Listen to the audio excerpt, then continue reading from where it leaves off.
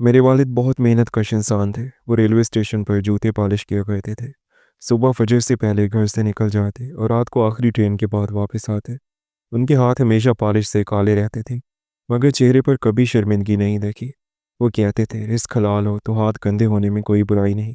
उन्होंने अपने काम से कभी आर नहीं किया, बल्कि अपने काम से मोहब्बत की है। हम शहर के पुराने इलाके में एक छोटे से किराए के मकान में रहते थे। दो कमरे थे, एक में हम सोते थे और दूसरे में बर्तन कपड़े और सब कुछ रखा होता था। जबकि ज़्यादातर हम सेहन में ही बैठे होते थे, जहाँ चारपाइयाँ पड़ी होती थी। सेहन के एक तरफ मिट्टी का चूल्हा बना हुआ था, जहाँ पर मैं लकड़ियाँ जलाकर खाना बनाती। अम्मी का इंतकाल मेरे बचपन में हो गया था, इसलिए घर की सारी जिम्मेदारी आहिस्ता आहिस्ता मेरे ही कंधों पर आ गई थी। शुरू शुरू में घर के काम अब्बा किया करते थे। मैं अपने छोटे छोटे हाथों से उनकी मदद करी थी। फिर देखते देखते मैंने सारे काम अपने ज़िम्मे ले लिए। चचा का घर हमसे कुछ कड़ियाँ छोड़ कर था। वो हमसे बेहतर हालत में थे। उनकी बेटी सुमेरा मुझसे 2 साल बड़ी थी। सुमेरा पढ़ी लिखी थी और अच्छा खाना अच्छा लिबास उसकी शख्सियत पर चार चांद लगाता था। आजकल उसके बहुत अच्छे रिश्ते आ रहे थे, इस वजह से भी वो मगरूर थी। मैं अक्सर उसे देखकर सोचती थी कि किस्मत भी अजीब चीज़ है। एक ही ख़ानदान का हिस्सा है, मगर हमें ज़मीन और आसमान का फ़र्क है।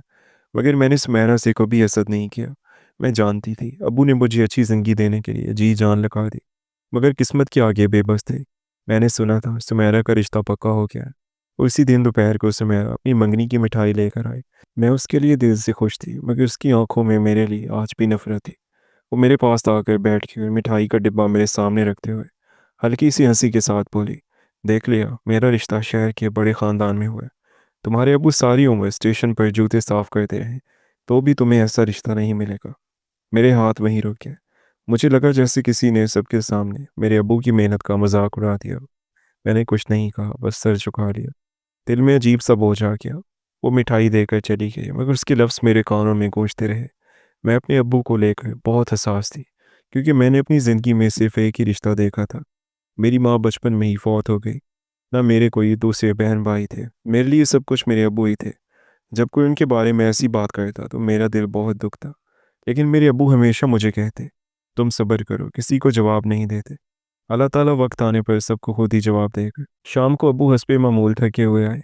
मैंने उनके हाथ धोने के लिए पानी रखा। वो मुझे गौर से देखने लगे, शायद उन्हें अंदाज़ा हो गया था कि कुछ हुआ है। उन्होंने पूछा भी, मगर मैंने मुस्कुरा कर कहा कुछ नहीं। वो खामोश हो गए। पहले मैं छोटी होती थी, हर बात अब्बू को बता देती थी और अब्बू बेचारे उदास हो जाते थे। लेकिन अब मैं समझदार हो गई थी। अगर कोई ऐसी दिलआज़ारी वाली बातें करता या मेरे अब्बू के पेशे या उनकी गुर्बत का मजाक उड़ाता, तो मैं अपने अब्बू के सामने उन बातों का जिक्र नहीं करती थी। खाना खाने के बाद अब्बू चारपाई पर बैठे और अचानक बोले, अगले हफ्ते तुम्हारी शादी है। मुझे लगा मैंने गलत सुना है। मैंने चौंक कर उनकी तरफ देखा। क्या मतलब? उन्होंने पुरसकून अंदाज में कहा, तुम्हारा रिश्ता मैंने तय कर दिया। लोग खुद आए थे, लड़का पढ़ा लिखा है, अपना कारोबार है। तो सबसे बड़ी बात, बहुत मान से उन्होंने तुम्हारा रिश्ता मांगा है।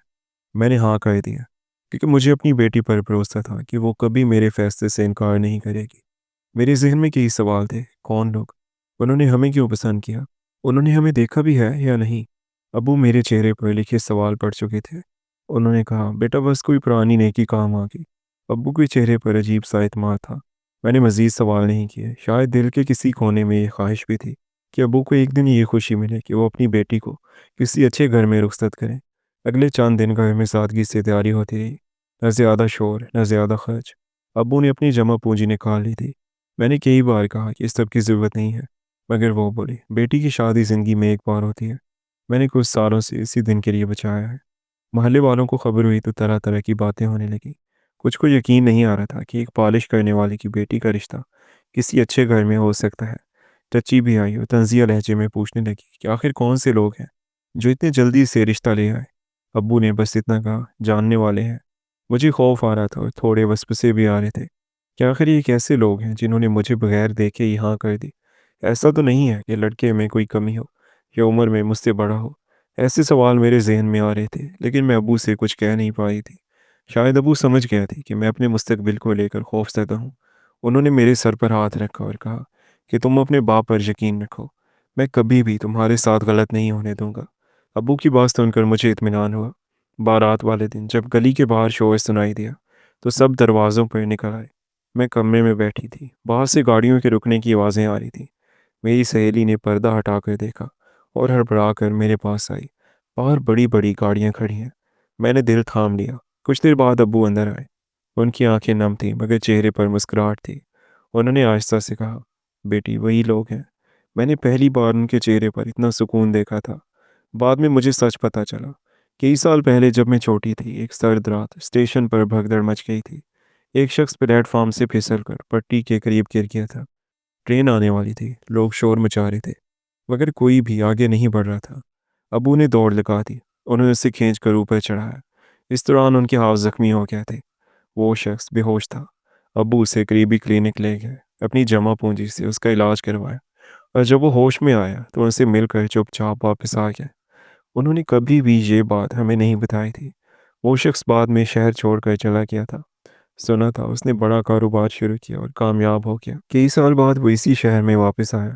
اس نے اسٹیشن جا کر ابو کو ڈھونڈا مگر اس وقت ابو وہاں پر نہیں تھے۔ کسی نے بتایا کہ وہ ابھی وہیں کام کرتے ہیں۔ اس شخص نے کافی تلاش کے بعد ابو کو ڈھونڈ لیا۔ اس دن وہ ہمارے گھر بھی آیا تھا مگر میں سہیلی کے گھر گئی ہوئی تھی۔ اس آدمی کا نام سرفراز صاحب تھا۔ انہوں نے ابو سے کہا تھا، آپ نے اس دن میری جان بچائی۔ میں نے بہت لوگوں کو دیکھا ہے مگر آپ جیسا سچا انسان نہیں دیکھا۔ میں چاہتا ہوں اگر آپ اجازت دیں تو میں آپ کی بیٹی کو اپنی بہو بنانا چاہتا ہوں۔ ابو نے پہلے تو انکار کیا تھا۔ انہوں نے کہا تھا، ہم عام لوگ ہیں، آپ بہت بڑے لوگ ہیں۔ مگر اس شخص نے جواب میں کہا، میں بھی غریب آدمی تھا، میں نے پیسہ بعد میں کمایا۔ آج زندہ ہوں تو آپ کی وجہ سے۔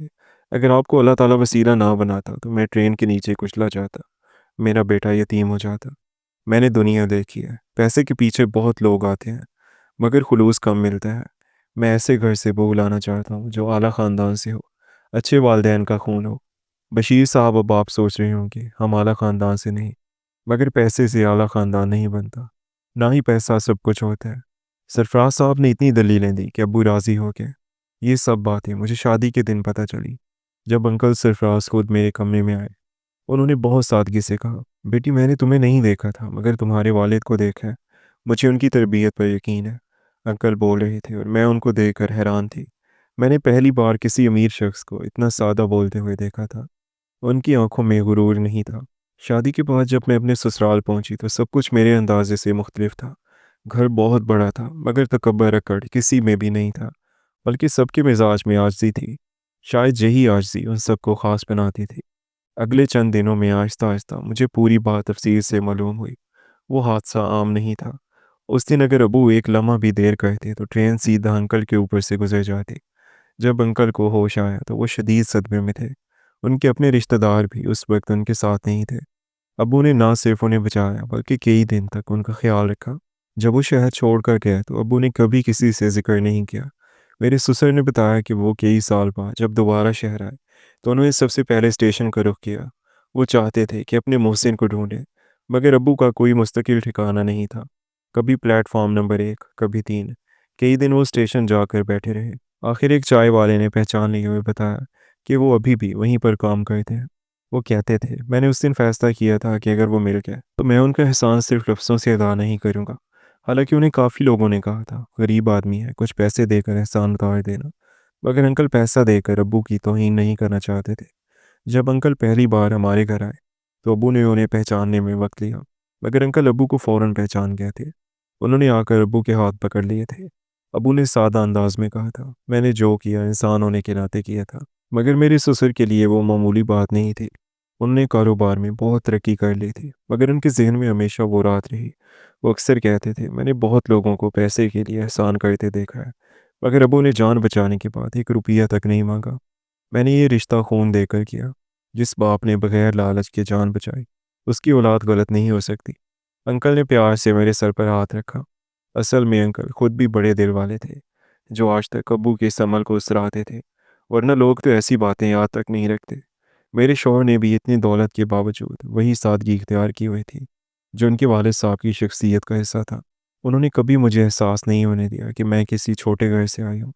یہ کہانی آپ کو بتانے کا مقصد یہی ہے کہ کبھی کبھار ہمارے والدین کی نیک نامی ہمارے آگے آ جاتی ہے اور ان کی کسی نیکی کی وجہ سے ان کی اولاد کی زندگی سنور جاتی ہے۔ ابو کے ایک عمل کی وجہ سے آج میں اپنے گھر میں پرسکون زندگی گزار رہی ہوں۔ دوستو، آپ کی اسٹوری کے بارے میں کیا رائے ہے؟ اپنی رائے کا اظہار کمنٹ سیکشن میں لازمی کریں۔ اور اگر اسٹوری اچھی لگی ہو تو ویڈیو کو لائک اور چینل کو سبسکرائب کر دیں۔ آپ سے ملاقات ہوگی کسی اور سبق آموز اسٹوری کے ساتھ، تب تک کے لیے اپنا خیال رکھیے گا۔ اللہ حافظ۔